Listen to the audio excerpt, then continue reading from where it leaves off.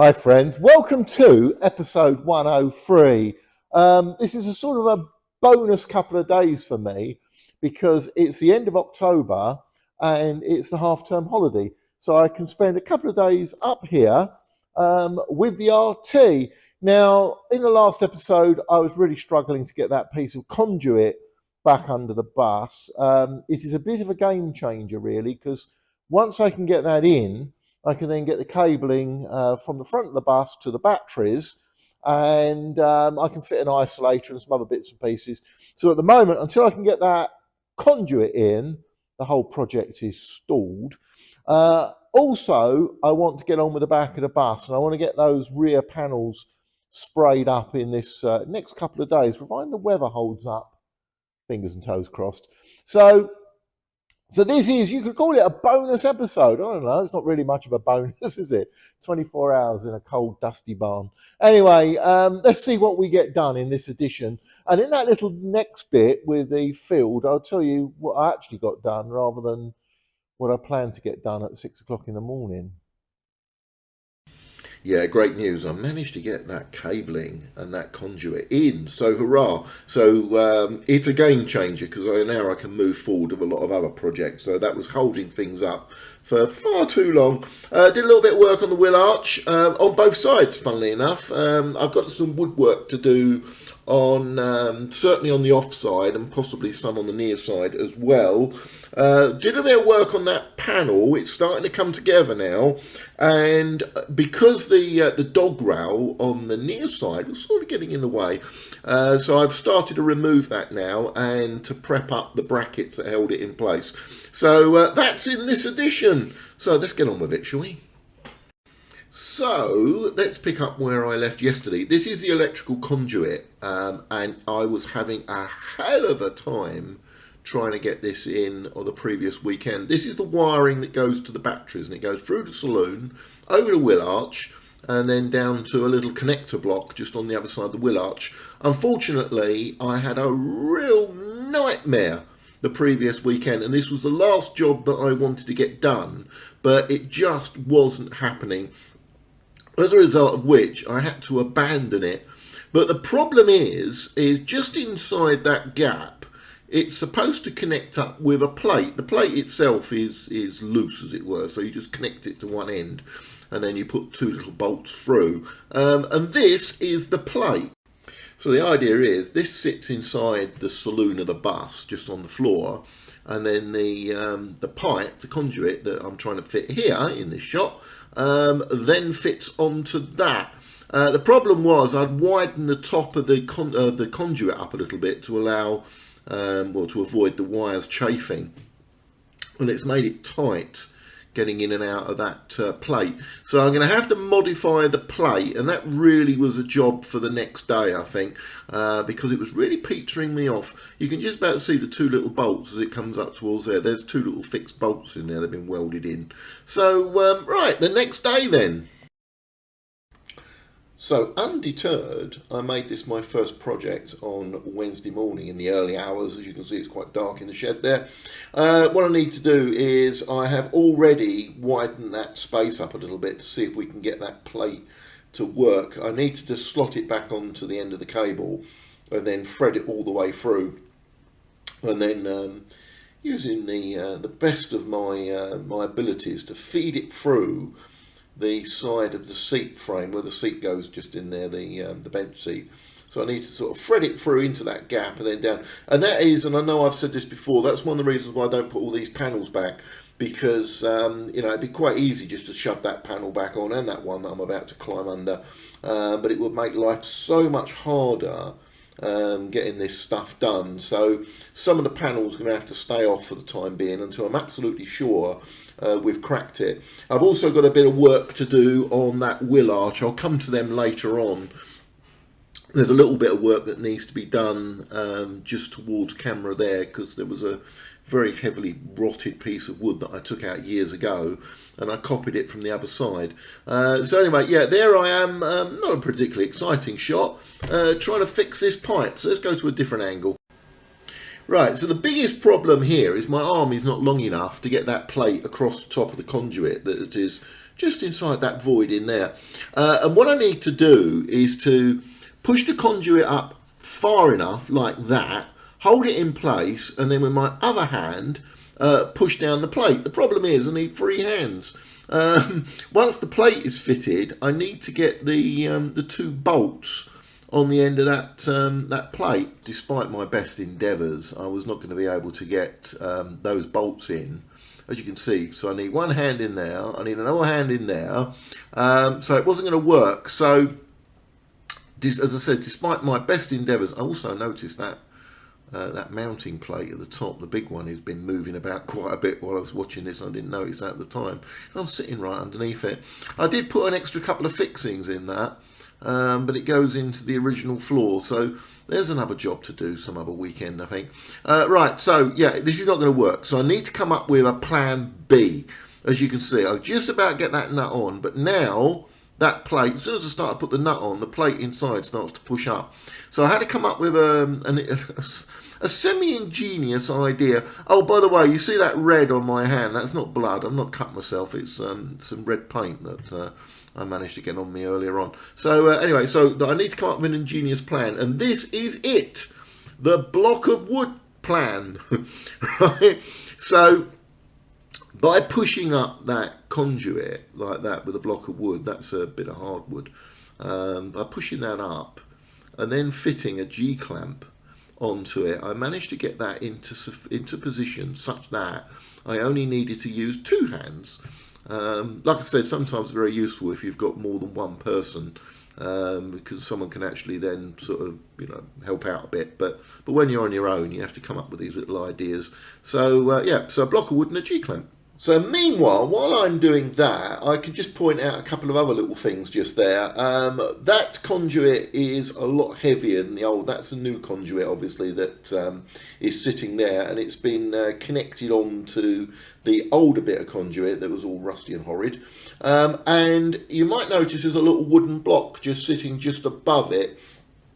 I had to reposition that later on. It was just in there temporarily, just for lining up purposes. But I made a little bracket that then clamps around that conduit and then onto that piece of wood. The reason for that is that the new cabling is heavier than the old cabling.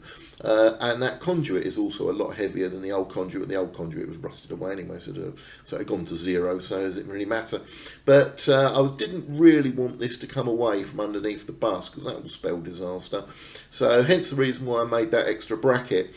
The other thing is that the plan of action is, as the mornings get colder, you sort of hasten up the necessity to turn the inside into a bit of a warmer area. My brother suggested, why don't I heat the workshop? Problem is, the workshop is huge, and it's going to be practically impossible. So it's going to be difficult to heat the workshop sufficiently. So what I'm going to do is I'm going to turn the inside into a working area, because there's a lot I need to do inside there. I've still got to put the ceiling back, still got to do all the floors, got all the seat frames and all the rest of it, so there's a hell of a lot of work to do inside. And it'd be an ideal time to use this winter to do just that. So what I want to do is I want to get all this stuff back. Now the reason is, why bother with this wiring? Well, the other end of the wiring, on where you see the wheel arch, there's a terminal block there for the saloon lighting, and so I want to get the wiring back so I can get the cables through to the batteries, and then I can then get the saloon lighting working. At the moment, the saloon lighting's all disconnected, and you may have noticed previously when I started her up ages back, all I simply did was I took the cables that are in that conduit at the moment and just connected them to the batteries, which is roughly where I'm lying now. So it was just a temporary connection so I could get everything to work. You can see the cables in the back there, look. So there's far too much cable there, by the way. So anyway, that's that project, and I was really pleased to tick that off. And that did mean, having done that, look, I'm using this bit of wood now to try and push the plate down. So yeah, I was really pleased to get that little project, that part of it, ticked off, and that meant now we can start to get the cabling through to where it should go. Oh, just before I go on this one, it does go to show how it really helps when you just sort of walk away, go home. I don't like going home and leaving any project unfinished. I do have a list of stuff that I want to get done each week, and unfortunately it never gets done, as you well know from all of these. I have more ambitious plans, but you start to push it and then things go wrong. And on that that previous weekend when I was doing that in episode 102, it just wasn't going according to plan, and the best thing to do is just walk away and leave it, or get on with something else, as I occasionally do. So as this was the last job on the previous Sunday, I just thought, well, that's it, I've had enough, I'm going home. Anyway, there we are. So let's push on. Right, let's stick around in the same area. This is the offside wheel arch. I was to the right of this photo, that tyre just now. This I did, I'd stripped it out in about the 1990s, and I made this plate on there, which I probably, with my own experience now, wouldn't do the same. There's some metal structure, like an L piece, that's missing, which holds the wood at the bottom. Now, what I've done is I've made a new piece of wood to fit in that space. Right, before we can do any of that, I've got to get the trusty Ryobi out. I really do like this. It's quite a useful tool. They're not very expensive. I think this was about 60, 70 quid, this. Years ago, I would have been using probably a blunt chisel, actually, knowing me. About as good as a screwdriver. But anyway, so this thing's really good because it vibrates away and it cuts out all the wood that I need to remove and leaves quite a clean finish to it. So I've got to make a bit of wood to fit in there. I've also got, as I mentioned earlier on, to make the metal work that needs to go across the bottom of the structure, and then one sort of horizontal, there's a horizontal and vertical one. I couldn't do this any sooner because I needed to take the near side of the bus out and take a look to see what the woodwork looked there. When this was done in 1990, unfortunately, all that wood just fell out on the floor and there was nothing to work on. So all of that, really, that metal work there that I put on is a bit of a guess. So so now, having taken the near side out, I was able to make a tracing of the wood that was on the near side and then simply copy it. And this is the result. It's obviously a little bit tight fitting, and I've done that deliberately, actually, because I didn't want to make it so slack, so I wanted to get it right. It's quite easy to take material off rather than put material back on. So anyway, the plan is, once I've eventually got that to fit, which is going to be a job in progress over a few weekends, don't worry, I'm not going to do a whole episode on this, but anyway, that's the block of wood that's going to go in there. It's still got to go down a little bit. I've got to make some adjustments to where that metal work cuts across it, and then obviously when I put the metal work in, I'll have to make some more further adjustments to it. You also might notice, if you look very carefully in some of these shots, it's actually made up out of two pieces of wood. You can see the seam running up towards the top there. The reason is I didn't have a bit of wood thick enough, so I had to sort of glue two pieces together and then cut them.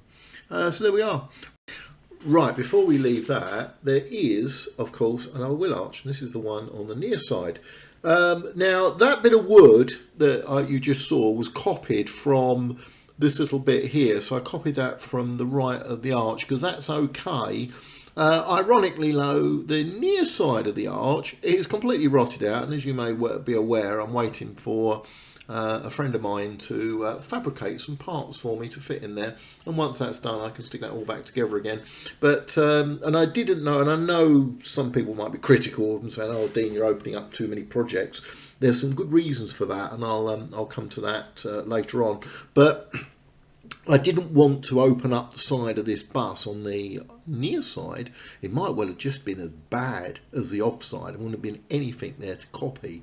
But luckily, it appears that the near side has been done at some point in the past, whereas the offside, for some reason, had just left. So, so it gave me a great opportunity then to copy that. Now, just in the foreground of shot, you'll see some brackets, and I'll explain what they're for later on. You also notice my spray gun there.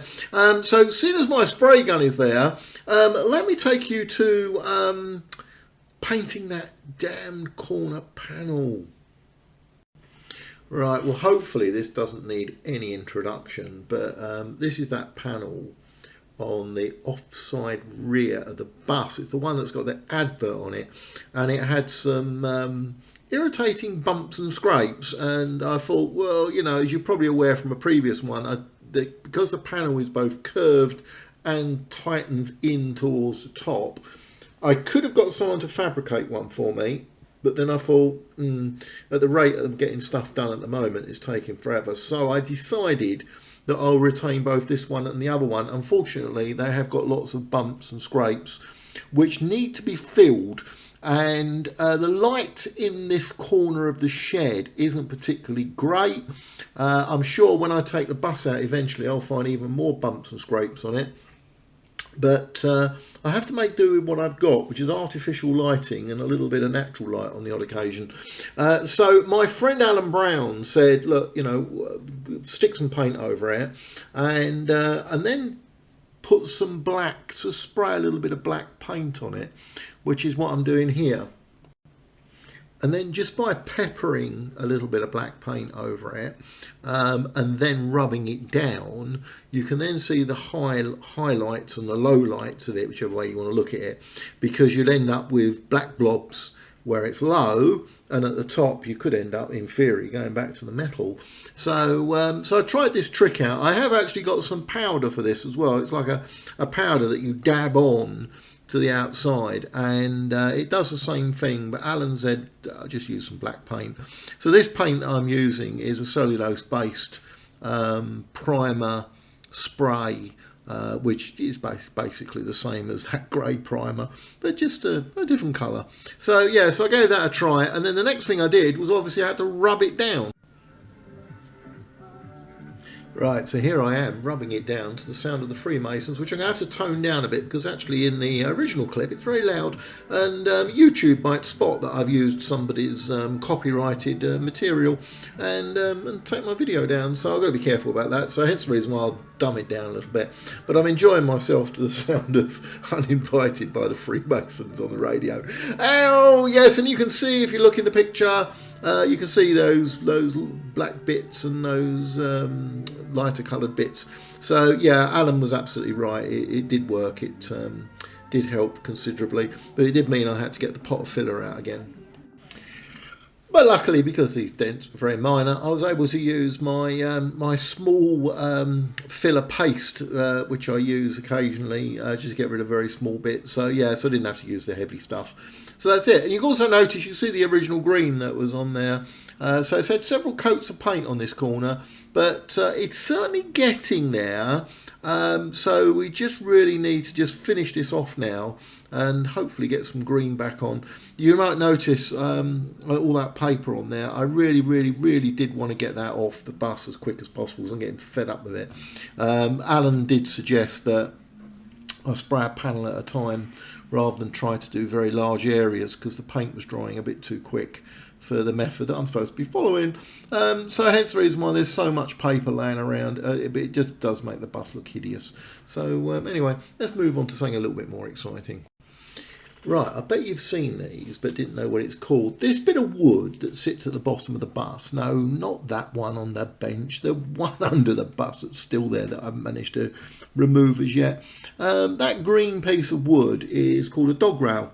And the idea is if anything goes underneath the bus, but one, it's to deflect it away from falling under the bus. But years back, in both the Route Masters and the RTs, I used to have a little hacksaw in the cab.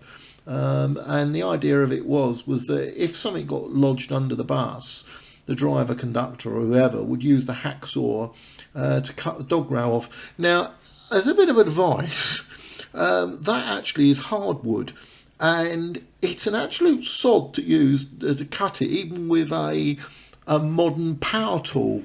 So how a silly little hacksaw blade, was about, I don't know, 6 inches in length, is likely to make any impact. I mean, maybe if you were really energetic, you could probably do it in half a day. But so anyway, this isn't too bad, this dog rail, but as everything I'm doing is getting replaced, so I need to take it off. So first thing to do is to start removing the brackets that hold it in place. Yeah, it didn't take too long to undo all of the bolts that held it in place. And this is it, departing from the bus after all those years, poor thing. So another piece of the RT gone. You notice at the end there, see that bit that was flapping around? Looks like a bit of a fishing line, doesn't it? That's a bit of the rotted wood that was originally on the wheelarche at the back. There was a little bit that was left. There was this tiny little stone still stuck in it. There we go. Right, so here it is on the trusty bench. What I want to do is get all those brackets off. The one that you saw just now is right at the very far end of shot. These are the ones that are nearer the bus. What it does is it deflects from the front, so it starts sort of roughly in line with the front tyre, and then it deflects outwards. So as it gets towards the back of the bus, it's kind of forced outwards. So each one of those brackets is actually different. It has a different pitch to it. So I need to make a note of each one. I've photographed each one and I've scribbled some stuff down on a piece of paper so I know what they are. So what I need to do is just get these off of the dog rail. Right, and now for the great reveal. As they say in Blue Peter, here's one I made earlier. I made both of them. The near side and the off side have both been made up. But I wanted to check that I got them right. It does look a little bit thinner, I must admit, in this shot.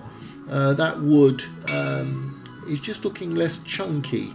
So I don't know. I did measure it up and it did appear right. It might just be the imagery on the camera. It's also, as you may notice, not entirely straight. But anyway, what I need to do now is I need to just check that it all sort of lines up. No, it's not too long or too short or whatever. So yeah, I think pretty much got it right. I've already sprayed it, as you can see. It's already nice. Well, I think I hand painted it, actually. I can't remember now. It was so long ago. So anyway, yep. Now it's time to just mark it up, and so where the bolts got to go. I've got the coach bolts. A good friend of mine, Vintage Screws, Tony. He supplied them for me. So I've got the right bolts, and all I really need to do is drill the holes at some point in the future. I'm not going to do it this weekend. That's a job for a few weeks' time, frankly. But I've still got the brackets to do. I've got to sort of clean up and spray the brackets. Right, thankfully, due to the vagaries of filming these and taking about a week and a half to put the video together, I can jump forward a week. This is the following week, which will appear in episode 104, which is the next one. So yeah, I'm going to get these painted up. They're actually not looking too good in this shot, funny enough, but that's the primer coat on them, and I need to put some black paint on them eventually, which you saw actually at the beginning of this video. So there's another one I jumped forward on, so you saw them in the foreground already sprayed up, but I'll probably make them look a little bit better by the time I've finished. But putting that dog rail back on is not a job I'm going to hurry on, so anyway, it's a job for another week, I think. Right, so thank you very much for watching, friends. I'll call it a wrap on this episode 103. And it was an extra bonus day. Well, in fact, 2 bonus days as a result of the school kids being on holiday and me not having to drive a school bus. So, wasn't I the lucky one? So, anyway, yep, there was a following weekend coming up, which is very close to this one, when I got on with these brackets and I got on with some other work as well. So, it's starting to come together. I do really want to get that paper off the outside of the bus because it's making me look quite depressed. Yeah, we're progress. Anyway, thanks for watching, thanks for sticking around, and hopefully you've enjoyed this one.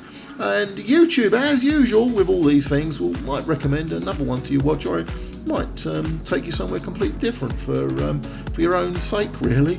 Anyway, look forward to doing the next one, friends. Cheers, bye.